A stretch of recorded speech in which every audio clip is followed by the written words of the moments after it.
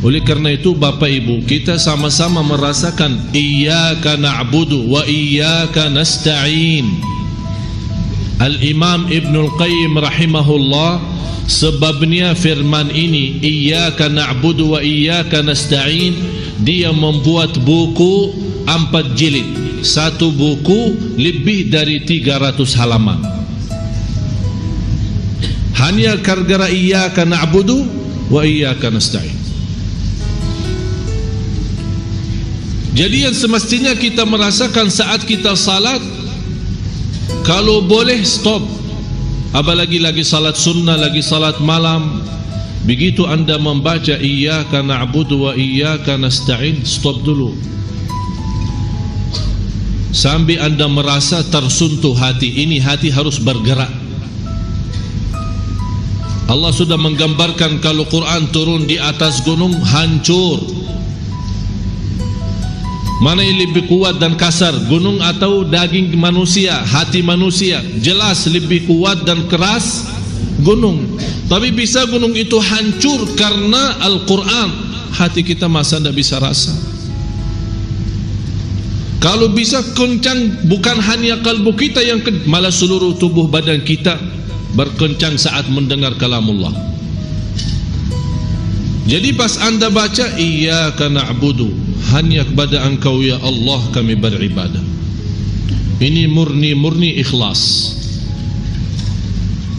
Hanya kepada Allah kami beribadah, hanya kepada Allah kami memohon, hanya kepada Allah kami tawakal, hanya kepada Allah kami cinta, hanya kepada Allah kami memohon bertolong, hanya kepada Allah. Jadi semua hanya kepada Allah, tidak ada yang lain.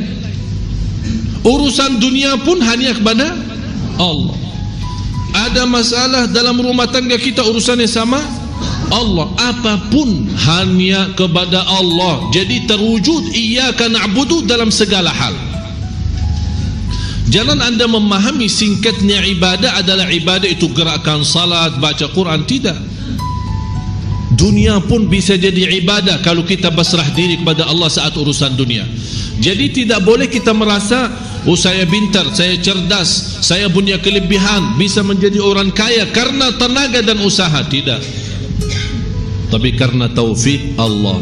Ikhtiar saya pun, walaupun saya punya ikhtiar, tapi kita punya yakin, ikhtiar pun belum ada arti kalau belum ada izin Allah. Tapi tetap kita berikhtiar.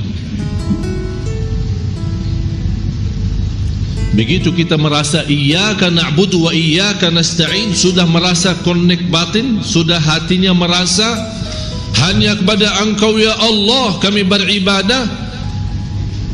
Tapi segala ibadah itu yang kami harapkan menjadi ibadah ikhlas, khusyuk, murni, diterima. Ya Allah, kami tidak sanggup menyempurnakan ibadah kecuali dengan wa iyyaka nasta'in.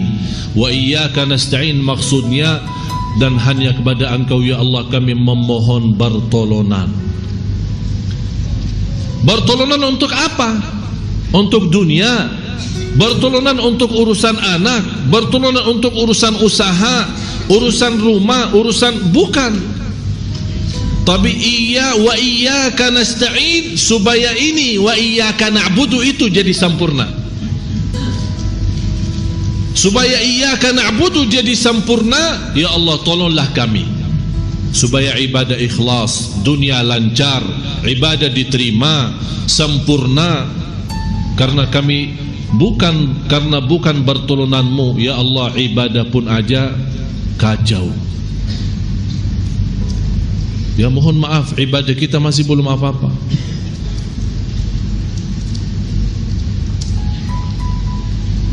Beberapa hari ada satu cerita beristiwa.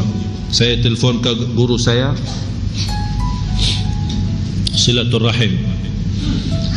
Kemudian saya hampir lama tidak telefon beliau dan berkata beliau, saya ada cerita indah buatmu. Saya mendengar sampai terputus teleponnya, isi pulsa lagi, terputus isi pulsa lagi, karena saya yang telepon.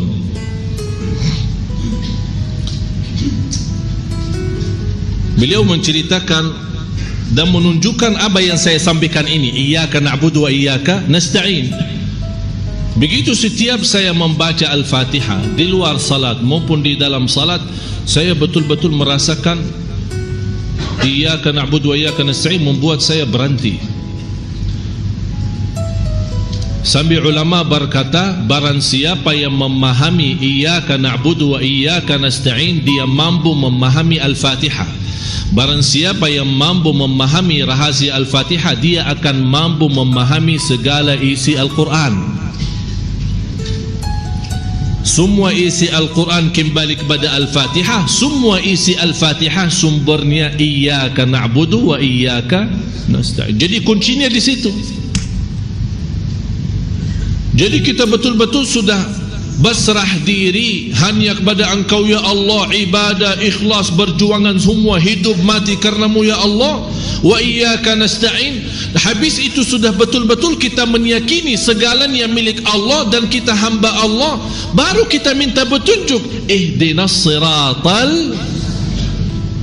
siratal mustaqim. Buat apa? Dunia akhirat, lahir batin, ilmu, sekolah, kuliah, jodoh, rizki, urusan, semua termasuk siratal mustaqim. Jadi siratal mustaqim bukan hanya agama. Siratal mustaqim jalan yang lurus dalam pendidikan, jalan yang lurus dalam mencari jodoh, jalan yang lurus dalam mendapatkan yang terbaik dalam bisnis dan usaha, jalan yang lurus mendapatkan majlis ta'lim yang memberikan manfaat dalam kehidupan saya, yang merubahkan menjadi majlis dan belajaran saya semakin baik, saya semakin mendekatkan diri saya kepada Allah, bukan ilmu yang sia-sia. Itu yang perlu. Inilah ihdinas siratal mustaqim. Malah salah satu taufik Allah subhanahu wa ta'ala bagi kita semua, kalau Allah membukakan kita bisa menghadiri majlis ta'lim, yang Allah rubahkan rasa hati kita menjadi lebih baik. Dengan keikhlasan kita berduduk di majlis ta'lim dan sama-sama belajar, disitulah Allah bukakan hati kita bersama. Yang berceramah Allah gerakkan lidahnya supaya bisa menyentuh hati yang mendengar. Karena orang yang berceramah tidak mampu menyentuh hati yang mendengar, tapi Allah yang mampu mengkontak batin supaya bisa apa yang disampaikan oleh penceramah bisa difahami, bisa dirasakan, bisa dihayati. Oleh karena itu begitu saya masuk majlis ta'lim, ya Allah, saya serahkan diri saya, lidah saya, hati saya, Engkau yang atur. Hati jamaah bukan milik saya, tapi milik Engkau ya Allah. Jadi tidak boleh kita merasa diri pintar. Oh, saya pintar ceramah bisa membuat jamaah nangis. Itu sombong. Yang membuat kita bisa nangis Allah. Belum tentu orang berilmu seluas dunia, begitu dia naik mimbar belum tentu bisa pintar ceramah. Dan kita melihat sendiri ada orang yang martabatnya sudah profesor doktor, tapi ceramahnya membuat kita tidur. Mohon maaf ya, saya tidak sebut siapa-siapa, tapi belum tentu jabatan ilmu, belum tentu luasnya ilmu seorang, belum tentu bisa sampaikan sesuatu. Dan bisa jadi orang awam, tukang ojek, tukang bakso, atau orang di jalan barangkali tidak diperhatiin oleh orang, tidak dihargai oleh orang, tapi bisa dia menyampaikan satu kata menjadi bermanfaat sepanjang hidup kita. Jadi masalahnya bukan banyak ilmu atau sedikit, bukan tinggi jabatan atau rendah, bukan kaya atau miskin. Masalahnya satu, karunia dan rahasia yang Allah anugerahkan di hati seorang saat dia berbicara. Berarti semua, saya, bapak ibu, saya berbicara, anda mendengar, kuncinya semua di tangan Allah. Kata guru saya, ketika dia keluar rumah bertemu dengan dua orang pemuda, nampaknya dua orang pemuda itu pemuda yang saleh, Dan mereka menceritakan kepada guru saya, wahai guru, kami punya cerita bagaimana kami alhamdulillah bisa menjadi pemuda yang saleh. Dua kawan, teman kuliah. Ternyata cerita mereka ini berdua pemuda yang istilahnya biasa-biasa saja. Bunya masa jahiliyah, berbacaran, tidak salat, pemabuk, kesana kesini, tidak memperhatiin agama. Tapi gimana orang ini bisa menjadi saleh? Dia menceritakan ada satu peristiwa ketika malam hari, kalau kita bilang malam minggu, kalau di sana di Arab malam Kamis. Tahu malam Kamis? Kita malam Kamis ceramah. Kalau di sana malam minggu, mereka di sana malam Kamis, karena Kamis sama Jumat libur di Arab. Kalau di sini Sabtu sama Minggu, jadi ada namanya istilah malam minggu. Jadi kalau inti di Arab ke sana jangan tanya malam minggu gimana, tanya aja malam Kamisnya gimana ya.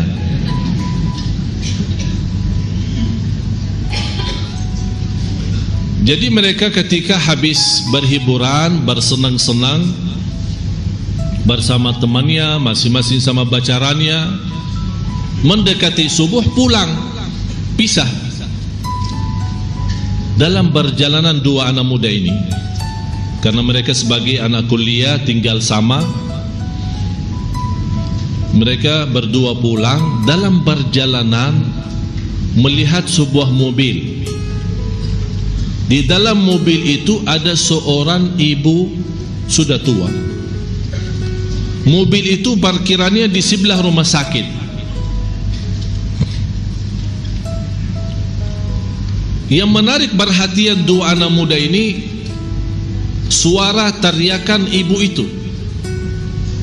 Mereka datang ke mobil, tidak ada orang. Kok ibu ini di dalam mobil sendirian?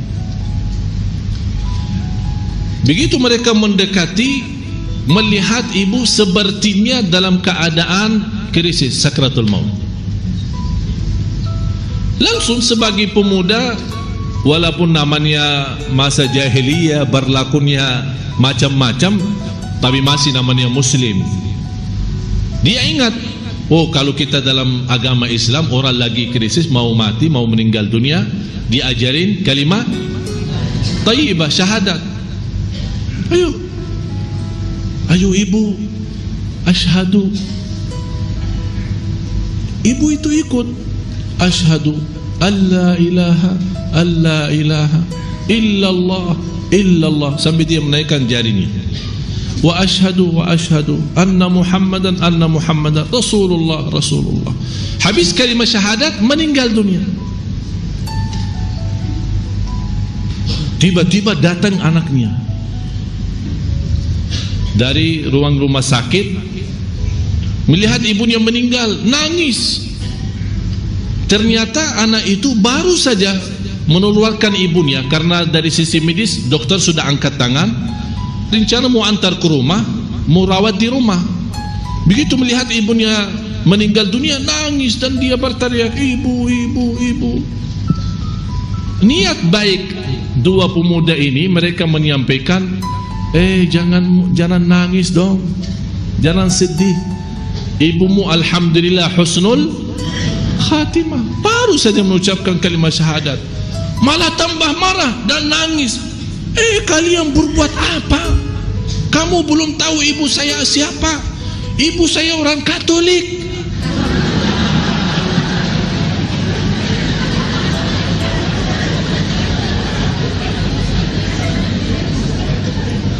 Itulah membuat mereka kaget. Ternyata ini keluarga Katolik, baru habis dirawat ibunya di rumah sakit, dia hantar ke mobil, dia balik ke rumah sakit lagi untuk tanda tangan. Allah punya rencana menggerakkan dua pemuda, walaupun masih berlaku zaman jahiliyah, melewati tempat itu. Ini semua Allah yang aturkan. Menjadi anak pemuda itu memimpin seorang Katolik masuk Islam dalam sakratul maut. dan menjadi ahli surga, diselamatkan oleh neraka walaupun dia belum beribadah dengan kalimah syahadat saja, terjamin selamat dari neraka. Persis sesuai apa yang terjadi di masa Rasulullah, sama seorang Yahudi datang mengucapkan kalimah syahadat dan tidak pernah sujud satu kali pun, dan ikut perang bersama Rasul, dalam perang meninggal. Begitu anak pemuda ini, dua orang mendengar. Sebabnya dua orang ini, seorang Katolik bisa masuk Islam, membuat kesadaran buat dua pemuda ini, dua-duanya juga mendapatkan hidayah dan merubah menjadi anak yang salih. Dan sekarang dua ini menjadi dua imam terkenal di Arab. Itu rencana siapa? Memberikan tanda apa? Allah sayang enggak? Yang Katolik diselamatkan dari neraka sebabnya dua pemuda nakal, dan sebabnya Islamnya Katolik, pemuda itu masuk menjadi anak yang saleh.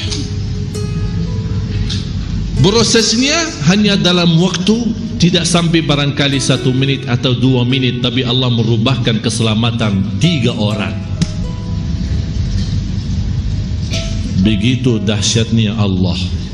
Supaya kita yakini, iyyaka na'budu wa iyyaka nasta'in. Pertolongan Allah, pertolongan Allah.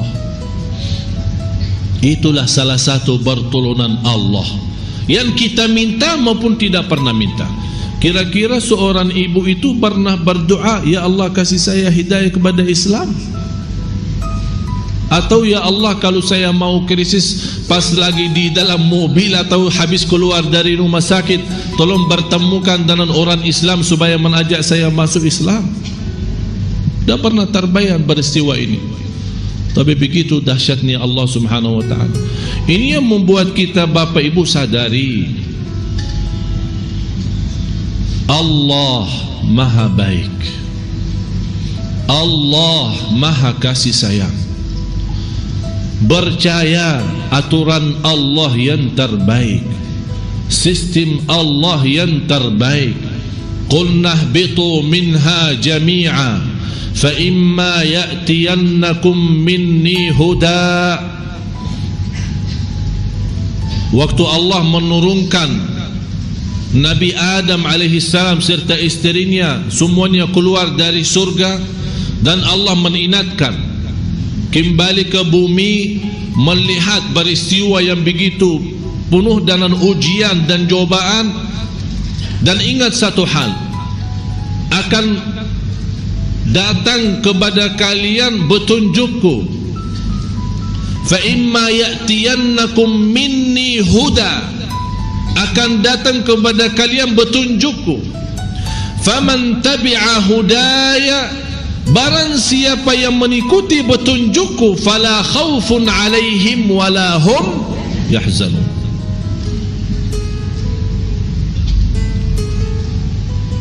Arti daripada fala khaufun,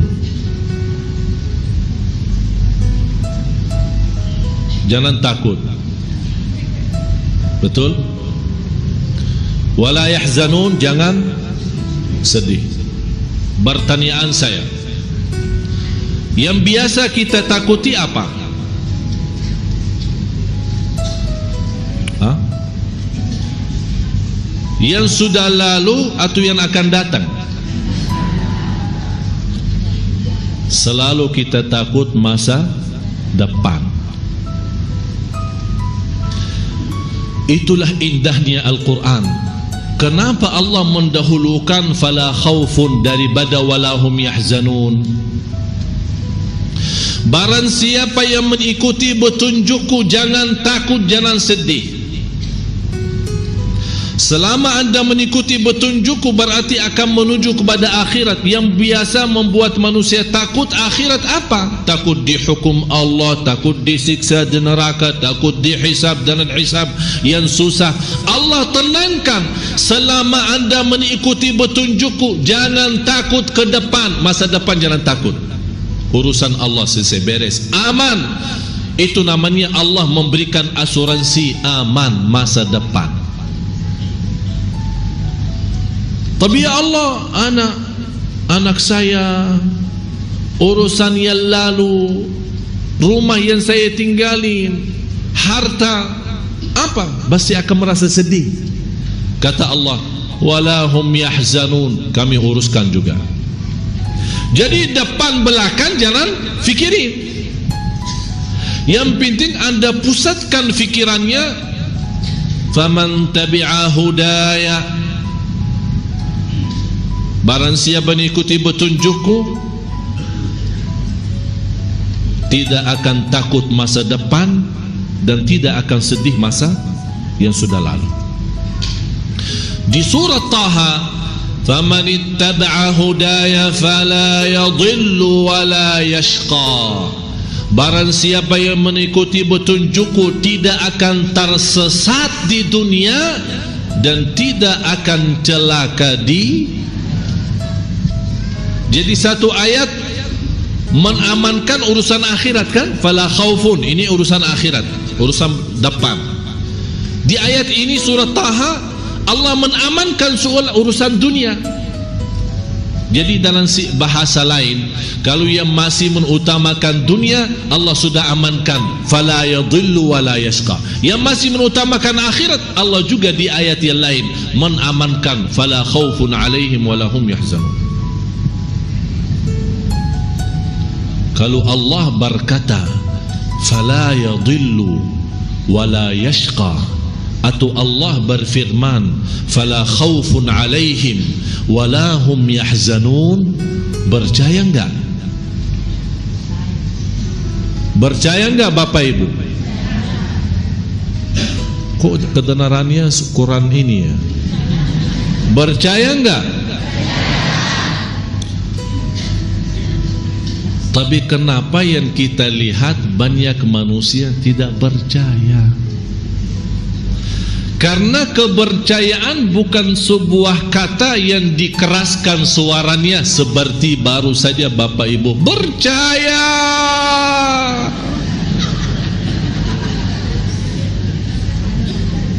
Kepercayaan itu ada bukti.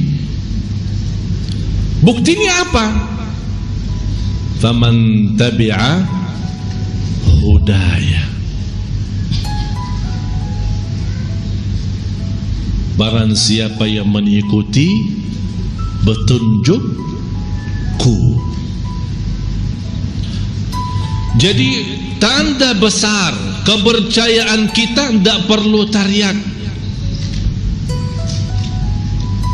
tapi wujudkan dalam kehidupannya anda betul-betul percaya.